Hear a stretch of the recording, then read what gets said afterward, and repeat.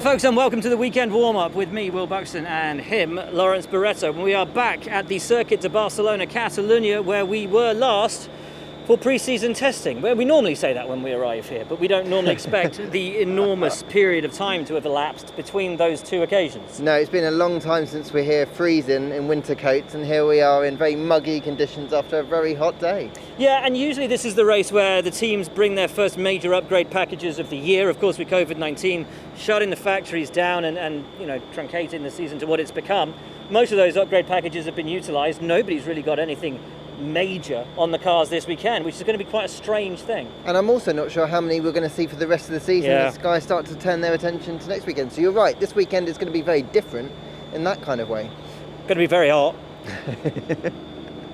It's horrible, it's sticky. It's proper sticky heat. It was sweltering all day. The weather kind of broke at about 5 o'clock. Torrential rain, but it's left it very, very muggy, and it's going to be like this for the rest of the weekend.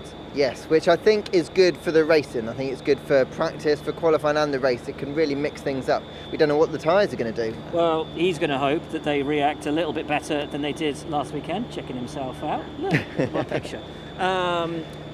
Wasn't great for Mercedes at Silverstone. Obviously, temperatures we're expecting around the same, maybe even hotter, but thankfully for them, slightly harder compounds. Yes, and I think that's what they're hopefully going to be relying on. The fact is that it's much harder compounds.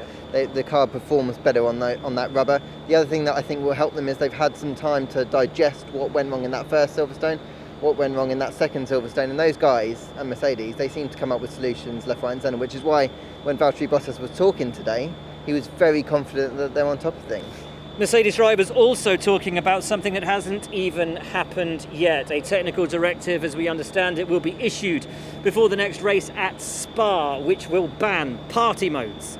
Those qualifying modes that the drivers can use to just get that extra bit of oomph out of the engine. Mm-hmm. They will have to use the same mode, as we understand it, qualifying and the race. So that means no turning your engine down, saving it in the race. It doesn't mean overtaking modes, anything like that. It's just one mode, and a lot of people in this paddock, and particularly the Mercedes drivers today, Lewis especially, said they've done it to clip our wings. That was his line to us in the pen. It completely changes the way that a team goes racing, really, because they'll set up their whole weekend based on a certain amount of probabilities. And Mercedes will know they've got a very strong qualifying trim, so that's exactly what they would be relying on to set them up nicely for the race. If that is taken away from them, that's going to change the whole way they have to approach the weekend.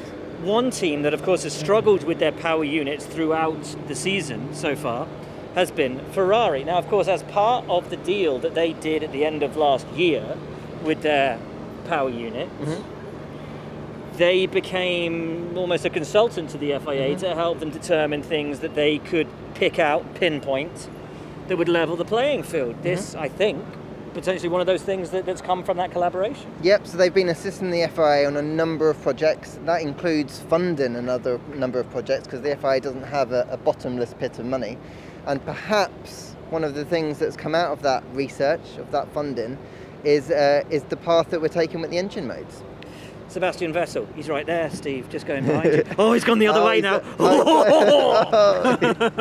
He's got a new chassis this weekend. Obviously, did damage to his last time out at Silverstone. But as he was telling us, look, I'm not getting the answers that I need from the car, whatever I try and do to it. I'm just not getting the same back from it. A new tub, it could be one of those, or I mean, for some drivers, it's a placebo. For others, it really makes that difference. There could have been a hairline crack in the tub. We don't know. This could make all the difference. How many times have we seen over the years that a driver's got a new chassis after a series of races where they've really struggled, and suddenly it's been that light bulb moment, that magic moment where suddenly everything clicks? Now, Ferrari have said it was only a small issue that they found under the tub, but that doesn't mean that there wasn't a wider problem with the car. If it clicks this weekend, I think that's going to be a massive relief to that guy. Yeah, and I think, even him just sort of being a bit jokey there, it's a little bit of a different Seb than we've seen over the last 2 weeks. A nicer Seb, though, I think. A Seb that we often don't see. Seb's always nice. Do you know what? He's such a great... I really want it to work for him, because seeing an unhappy Seb is something nobody wants to see, because you just want to see him firing and punching and being at his best, don't you? Definitely, and I think maybe that will come to a point where he'll pick up that Racing Point contract that he's probably got tucked in his desk and think maybe that's the way to go. Well, we can come on to Racing Point in a... we talk about Racing Point a lot these days, don't we? We do. That's GP. If you ever hear GP being referred to on the radio. That's GP. Keep hydrated, GP. And hands sanitised. We talk, of course, of Red Bull Racing. Race winners. Incredibly race winners last time out. They were just phenomenal at Silverstone. What have they got to do this weekend to maintain that? Well, this is a very good circuit for Max. Obviously, he has his first win here, and I think it means a lot for him to come back here and have those good memories. These guys are running high because they didn't really expect that performance at Silverstone, in truth. They performed very well, they're very good on the tyres. Max is very good on the tyres. And I think if they can deliver that this weekend in the same conditions that we had at Silverstone, they could have another very, very strong weekend. I spoke to Alex. He's feeling really good coming into this race weekend. He had another battling, punchy fight, and he's like, I don't want to keep having these races. You know, I don't want to have to keep overtaking people. I want a boring race where I'm just in the position I'm supposed to be in. He just needs to nail Saturday. That's the biggest thing for him, is nailing Saturday, getting it all together. If he can put those pieces together, he won't need to be the battling, fighty, punchy, brilliant overtaking Alex Albon that we've seen, which is a shame for us because he's mega. Of course. But he just wants an easy afternoon. I think he'll take a lot of confidence from that race in Silverstone, the way that he came through the field, which he hasn't always done this year. It's going to take him a little bit of time settling with his new race engineer, Simon Rennie. I think that will come over time. And I think qualifying is a particular area where that might really see the fruits of their labour and that relationship build over time. So I think give him time, which Red Bull seem to be doing, and I think we're going to see an improvement there. It's also going to be interesting to see whether that car is as skittish here as it was, because we saw the issues really start to evolve in testing here, and the drivers always saying, oh no, it's not the car, we're just pushing it a little bit over its limits, and we found out later, no, there was this issue with the car. It'll be fascinating to see if the changes they've wrought on the car, the updates they've put on it, have the effect here that they've had at other tracks, and it is more stable. And they can do a proper analysis, because of course this is where they did testing, and so they've got so much data there, they can really see how far the car's come on from there. Albeit much colder. Of course, exactly. But I mean, there's nothing we can do about that. The weather. True.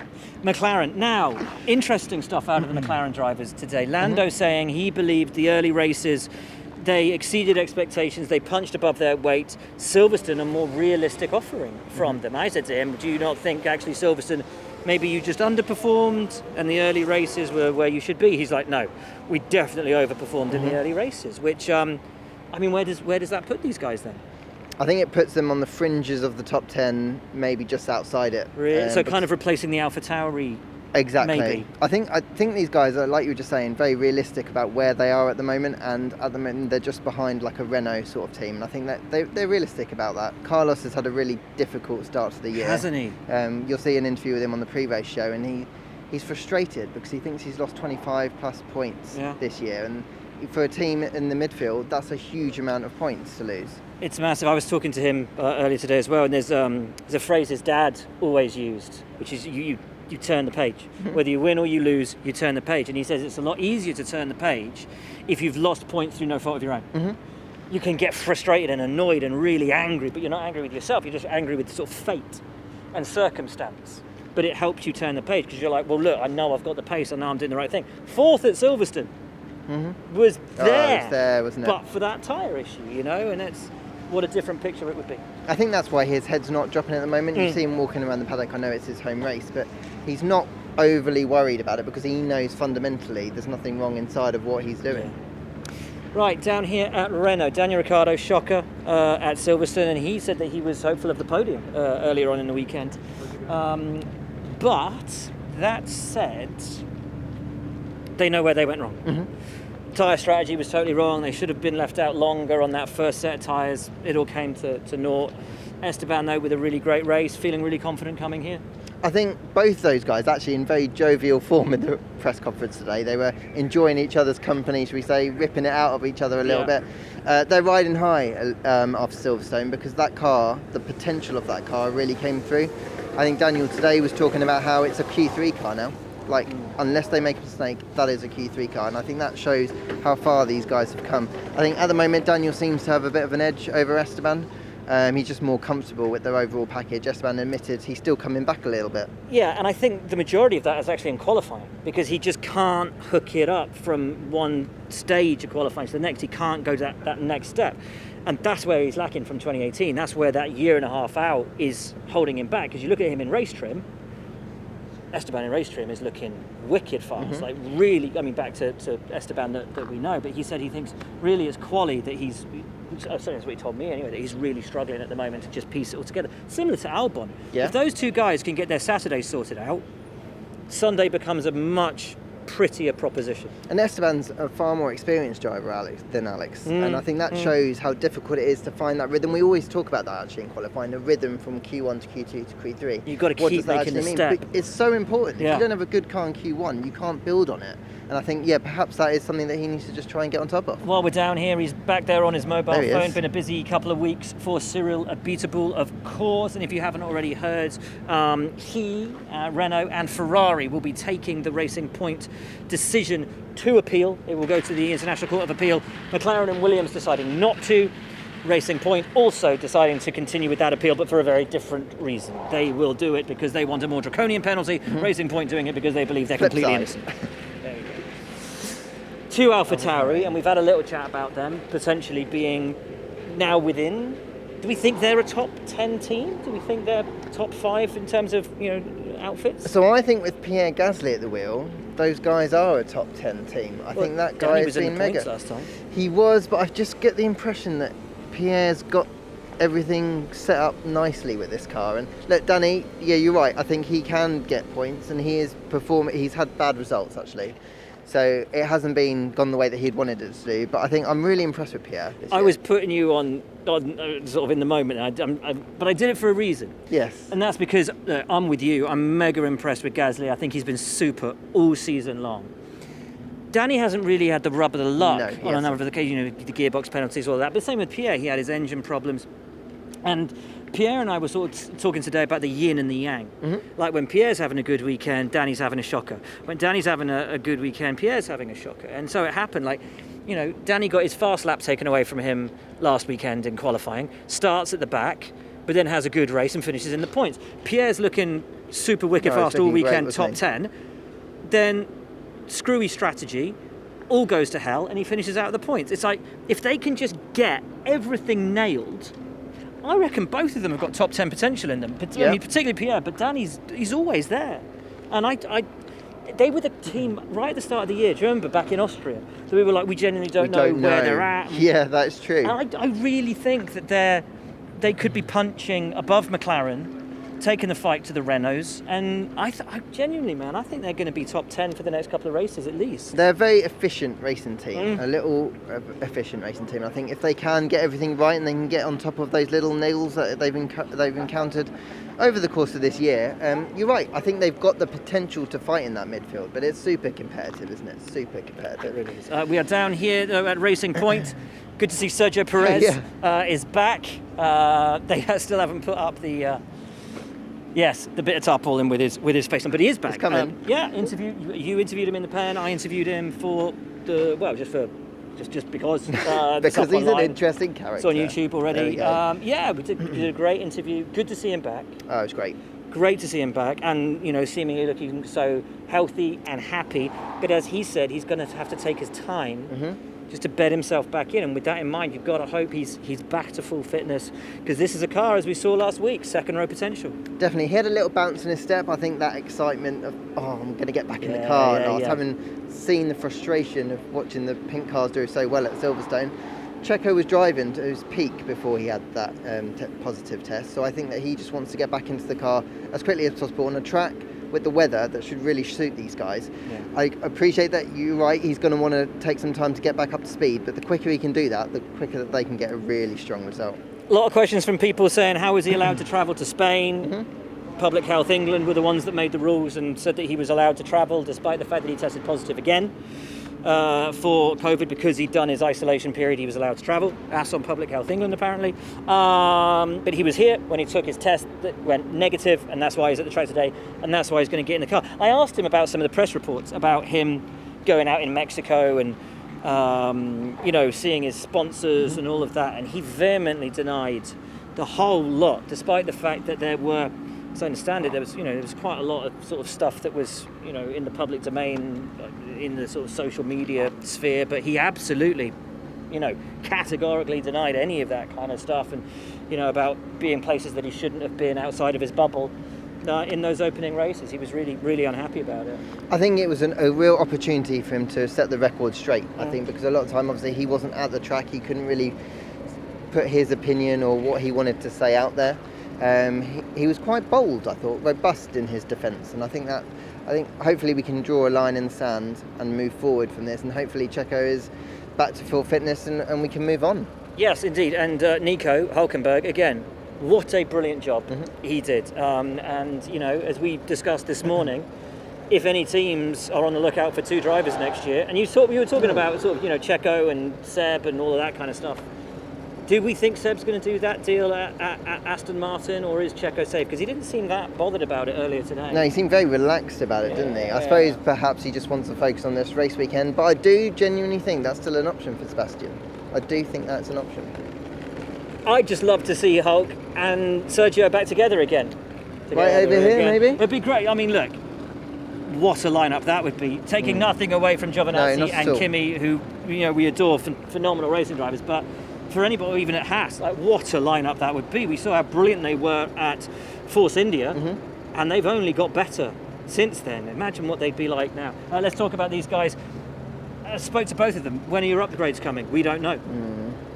I know. We don't know. They haven't told us. We don't know if we're getting any upgrades. And I'm like, but, you know, Kimi said at the last race, I was like, you know, after qualifying, I said, you know, what was the issue today? He's like, well, it doesn't matter. We could have this, we could have that. We're just too effing slow, was his comment. And you're like, and that's where he's at. And he's got no news on when they're getting any upgrades at all. How on earth do you go into that weekend with any idea of positivity? It's difficult, and it's brilliant that they are both remaining very positive at the moment, considering they don't know when those upgrades are going to come. Kimi and both Antonio said that they're driving at the limit of the car, I think, because it doesn't feel like a bad car. They feel, you know, it feels all right, but they just can't get the lap time out of it, and that is the problem. And that's the same down here at Haas. A decent car that they just can't draw the pace out of. No. From a balance perspective, it's great. It's there. They can lean on it. Take it to the limit. But when that limit is held back because it lacks the underlying pace, what are you going to do? So, yeah, Kev and Roman, good stuff out of both of them today, actually. I think particularly Kev, he really enjoyed his start at Silverstone. If anyone's seen that back, hell of a race start. Absolutely incredible from him. But they had to stop him because they didn't have enough tyres. So it was a safety thing.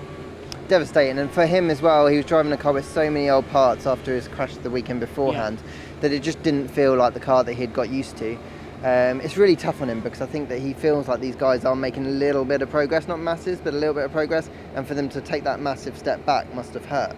So let's hope this weekend they can kind of get a good foundation and really kick on from there. Roman was really frustrated. He did such a great job in qualifying last time out, taking it up as high as he did. To then kind of fluff it at the start, he was gutted because, you know, I think, again, when these guys can get that car up in the top 10, it can hold its own. And it doesn't look all that ropey, actually, when it's in the top 10. Kev showed it in Hungary. Roman showed it as well at Silverstone. It's looking good. I think, importantly, there isn't the same frustration from Roman this year with the car. I think it's ultimately, it's not that they don't understand what's going wrong. They just know that they just need to find a way to make it quicker, and that's a different problem. And much better on the tyres. Yes. Critically. So that's something, I suppose, isn't it? Well, yeah, Mercedes now have a tyre headache and Haas don't. Who'd have said that 12 months ago? Who'd have thought it, yeah. Now we'll finish down here with Williams. A lot to be confident about down here. Well, until the engine mode thing kicks in. Oh, no. Oh, no. I know, don't. Let's not. Let's not. But what do you get the impression from these guys today? So I get the impression that both of them feel that things are better than expected from the minute that they got that car on track in Austria all the way up to Barcelona. I think that when they do some comparisons to where they were in Barcelona testing to here, they're going to see that they've made massive steps. That doesn't mean massive upgrades that they put on the car. It just means that they've started with a really good baseline and they made it quicker at every race event. They went a little bit backwards in race pace at Silverstone, but they know why. And I think if you know why, that's half the problem, isn't it? Did they tell you why? No. Oh. Sorry. Well, that's very. That would kind of give it. That's a bit useless, isn't it? Oh, there we go. No, I'm joking. So Nicholas, similar to Albon, similar to Esteban, just needs to hook up his quali. Yeah. It's definitely got Q2 potential in it, and he just has got to hook it up. Georgie boy, I spoke to him this morning, and he said the thing with him is he's loving the car in quali, heavy fuel, start of the race, when he's around other cars, the dirty air, he just loses all confidence. He says, I've never had that before. I've always been confident. I've always got into the moves. I said, well, are you thinking long term? I can't damage the car. I've got to hold it in here just in case there's a chance at the end to score points. Like, no, it's none of that. Okay. I've got no confidence in the car. It's erratic, and I'm losing my feel for the car in the opening laps of the race, so I can't go and put moves on people. Well, that's which I thought was concerning. really interesting. And concerning. Yeah, just a bit. But as you say, a very different qualifying proposition to racing proposition. Yeah, definitely. And I think the thing is, if they can keep up that qualifying momentum, keeping Williams in the conversation, that race issue will come, because he'll gain the confidence that he needs to at the start. It's just going to take time, because these guys haven't raced cars for, well, George anyway, when he was in the car last year, wasn't racing anyone apart from his teammate. So he really hasn't had that kind of experience that he needs. So I think he's a quick learner. He'll get on top of it quick. Good stuff, mate. This was fun. Thanks for this. That has been your weekend warm-up.